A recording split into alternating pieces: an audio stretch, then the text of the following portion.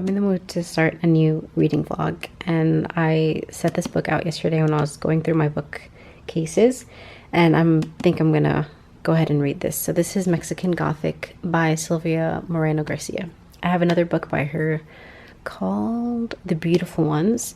Haven't read that one either. The story revolves around a girl who gets, it's in 1950 Mexico, like circa 1950s, and this young girl, Naomi, gets a letter from her cousin. Her cousin is a newlywed, and it's a frantic letter. She alludes to something being wrong, and so Naomi travels to her, and her husband is an Englishman, and he lives in a house, and weird things happen in the house.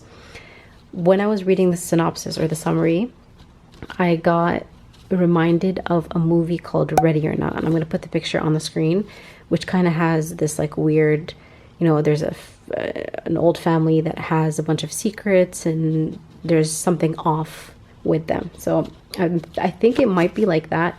I'm in the mood for something that's a bit dark and a bit gothic, so I'm excited. Heard a lot of great things about this.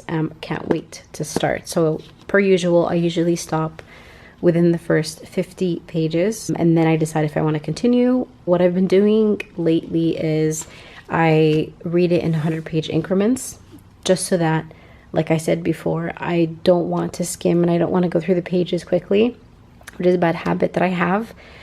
So I've started restricting the number of pages that I read. And the exemption to that is if the story's good, then I will go through and read it in one sitting. But other than that, I'll just take it slow, take it easy, like really absorb the story and not have just finishing the book as a goal. So I really want to enjoy like the process of reading. So that's what I'm going to do for this one, and I'll check back in. So one thing that I've been absolutely in love with is turning on music for reading. And this specific video that's on the screen is the one that I've constantly been playing over and over again. I don't go to any new videos. I just keep replaying this one. It's about 2 hours and 30 minutes long, and I just love it because I was having such a hard time focusing on reading, and that video in particular has just been amazing. I mean, it's not, the music isn't too fast, it isn't too moody or too sad. It's just perfect for me, and I just keep doing it every time I read something. So if there are anyone that's kind of going through like a lull in reading or is having a slow reading month, please try this out. It's so amazing. It creates such a nice atmosphere, and it doesn't force like a tone on what you're reading. Sometimes that's the problem that I find when I'm turning on music while I'm reading.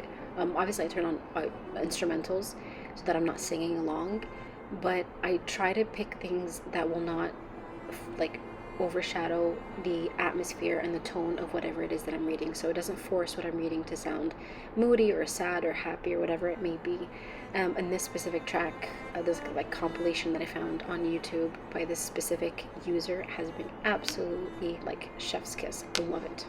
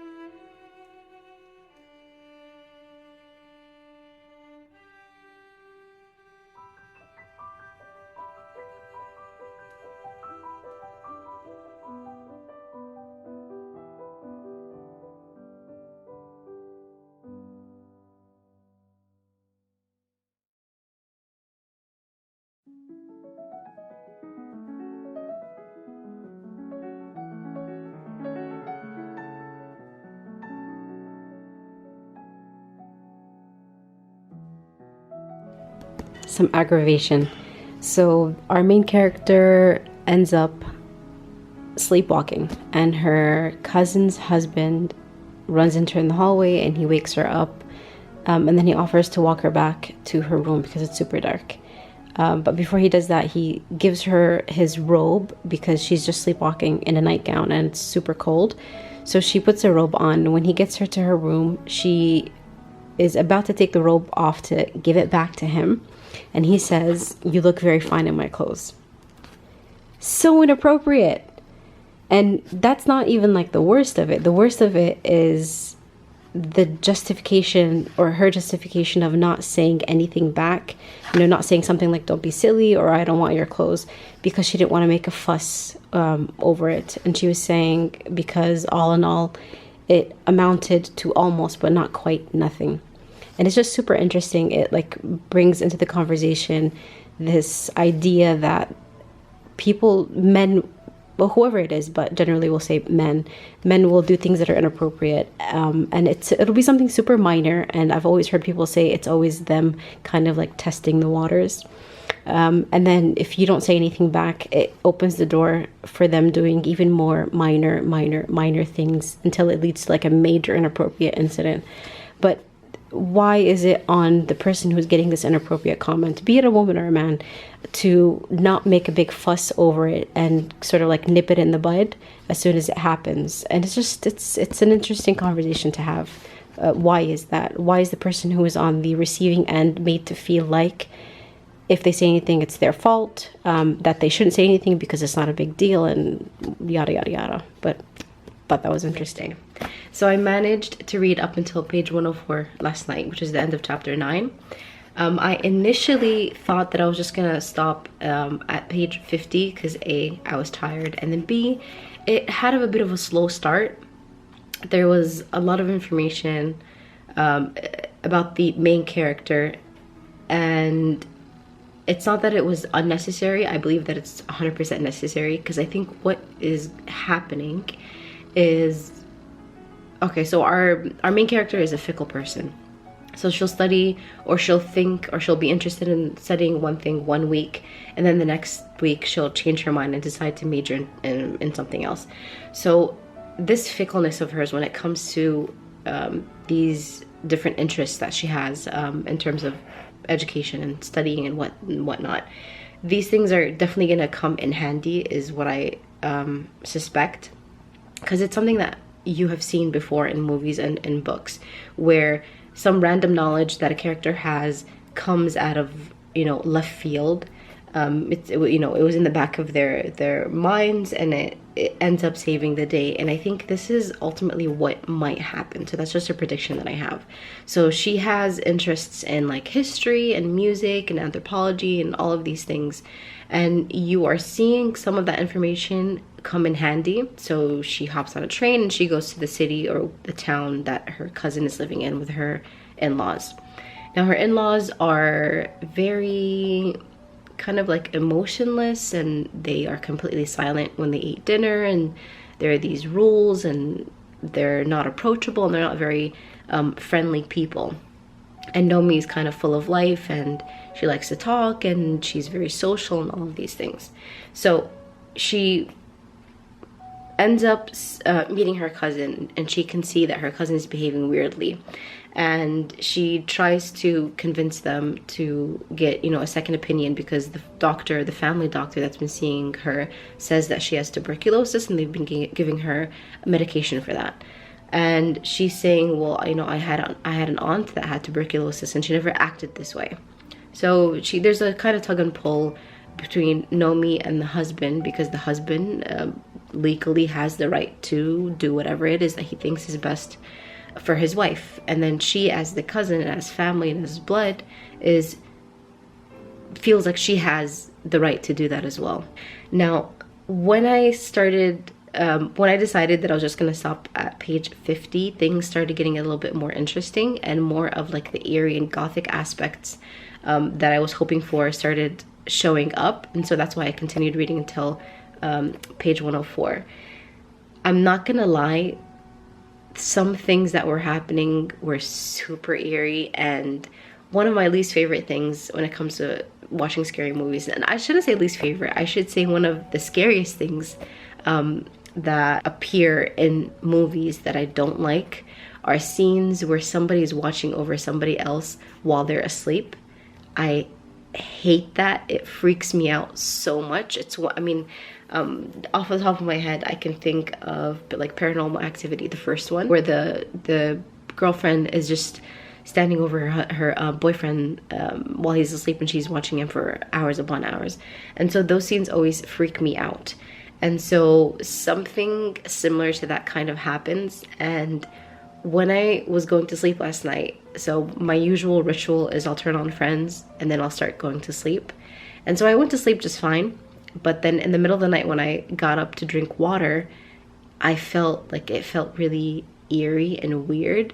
And I sleep with an eye mask on, and so it just makes it even scarier. I can't explain it. It just makes it scarier when you have an eye mask on and you're getting this feeling like somebody's watching you while you sleep. That was one thing that was freaking me out, but all in all, I'm liking things thus far. Things are progressing rather well. I'm at chapter 10. I'm going to try to maybe read the next 50 pages, so always I'm going to be setting small goals, because like I said, I don't want to skip anything or skim. So I'm going to try to read up until page 150. If I progress even farther than that, then I'll let you know when I check in, but that is the plan as of yet. Actually, the plan is coffee. The plan is a lot of coffee, and then I'll get to reading, and then I'll check in. So I am about a little over a third of the way through. I'm on page 130 something. Oh no, this is 200. I took a couple of breaks. If you can tell, there's a color here. It's called Procrastination Red. But I took a couple of breaks, but now I'm back at it. Where we left off was things started to get super eerie. The in-laws are creepy. The in-laws remind me of that Tom Hiddleston movie that came out several years ago. It had Tom Hiddleston, Jessica Chastain, and then Mia Wasikowski, something like that. I'll put the poster on the screen. But the creepiness of the family reminded me of... My battery died. So the creepiness of this family reminds me of that family, specifically the sister. So there's a weird like family vibe, and the father, or like the patriarch of the family, is sort of like a lech who has these weird theories and beliefs about, you know, superior races and whatnot. And then the cousin's husband, his name is Virgil. He's described as being handsome, and I can't think of a way to describe him that explains what I mean exactly, because he's not creepy. He's something else. I can't think of like the proper adjective that I would pick for him. And then they have a female cousin who is just weird. And like the one saving grace of the family is the cousin's son. So his name is Francis, and he is friendly, and he is the only person that Nomi thinks that she can really talk to. And so whenever she needs something, if she goes into town or whatever, she goes to him, and he is more than willing to help her out. The vibe of the house reminds me of Nightmare on Elm Street, but like the old versions, for anybody that has seen the originals. I saw the original, I remember, with a bunch of my cousins, and we were in a room and we watched the third one. I don't remember what year this was, but we watched the third one, and we had no business watching it. We were, I think like I was 7 or 8, but we snuck into a room in my grandparents' house, and we just watched the movie, and it was the worst thing that could have possibly happened for a kid at that age. It freaked me out. I slept with the light on because of that movie, and it gave me proper nightmares. But the vibe of the house reminds me of Freddy Krueger's house. So Nomi she had a nightmare, and in her nightmare the walls were kind of like made of flesh, and they had like pustules and things like that. So it reminds me of the house in Nightmare on Elm Street, so specifically Freddy Krueger's house. So I'm getting different, you know, creepy images of different movies, but just relatively all connected by being scary. And I'm not gonna lie, the first night that I read this, I had trouble sleeping. I think I already mentioned this because of the whole like watching you while you sleep aspect, so I didn't like that. But I'm liking the vibe of the story so far. I think the pacing is good. It's not too slow, it's not quick, you know, things aren't just happening, you know, one thing after another. So there's really like a build-up that's happening for whatever the reveal is going to be. As of now, I'm not 100% sure what is going to happen. I have some predictions, but nothing is, I don't feel like I know exactly what it is that's going to happen in the end. But so far that's where I am. I'm going to continue reading. I think I can get as close to the end as possible. I don't think I'm going to finish it, but I think I'm going to be able to read a good chunk of this. It's only 300 pages, I think, like 301, something like that. So I'm not too far off. So I'm just going to continue reading, and then I'll come back and I'll check in later. Okay, I think I know what word I want to use to describe him. Predatory. Like, that's the vibe that he gives me. So every time Nomi is in a room with him or she's talking to him, I get this like prey predator kind of vibe, and it makes you uncomfortable even when you're reading.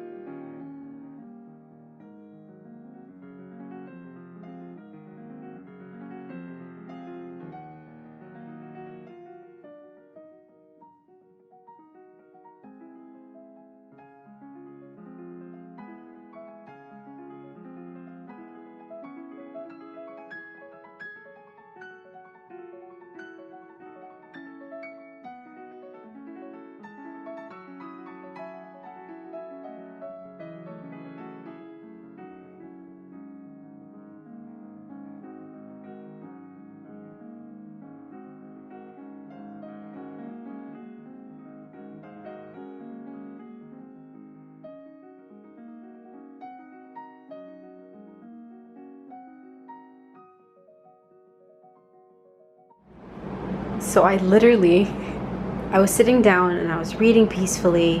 I had my classical music on and I heard a bunch of cats fighting outside, and I could hear them slamming each other against the door. So I got up and I ran because I thought that our cat might have gotten outside, and if our cat were to get into a fight with a street cat would definitely win. So I literally got up from my chair and I was running, and I was trying to figure out what to do with my book, and my OCD wouldn't let me throw it, so I gently just placed it on the floor and then I just went on my way. But thankfully my cat wasn't outside, so that's good. So I just finished reading the book. I actually really liked it. I think I would give it 5 stars. It has such a great pull and such a great build-up. It kept me guessing. I wasn't sure what was going on, or I wasn't sure how it was going to end, what kind of story it was. It's not your typical ghost story. There's more to it, which I really appreciated. It was a different type of ghost story. The characters were done really well. It left me like you're on your toes because you're not sure who to trust and who not to trust. I appreciated the main character's like her mettle, like her fighting back, and the way that she approached it. I actually really like this book. It's such a good read. I thought I would, so I'm thankful that it actually ended up being good in the end. So that was my second reading vlog. I hope you guys enjoyed it. If you read Mexican Gothic, please let me know what you thought down below. And if you haven't, seriously guys, go read it. I highly recommend it. Thanks again for watching. Go check out my other videos and I'll see you next time.